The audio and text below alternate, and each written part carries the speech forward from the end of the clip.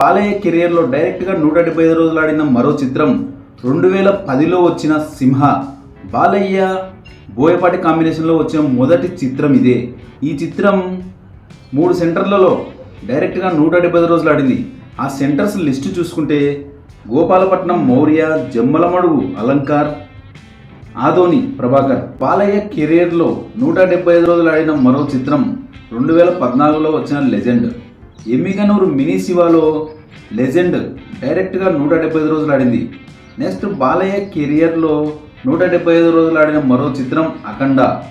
అఖండ block buster హిట్గా నిలిచి చిలకలూరిపేట రామకృష్ణ థియేటర్లో 175 రోజులు ఆడింది. బాలయ్య కెరియర్లో 175 రోజులు ఆడిన మరో చిత్రం వీరసింహారెడ్డి. ఈ చిత్రం రాయలసీమ ఆలూరులో SLNS థియేటర్లో 175 రోజులు సంవత్సరం పాటు ఆడి రికార్డు క్రియేట్ చేసింది.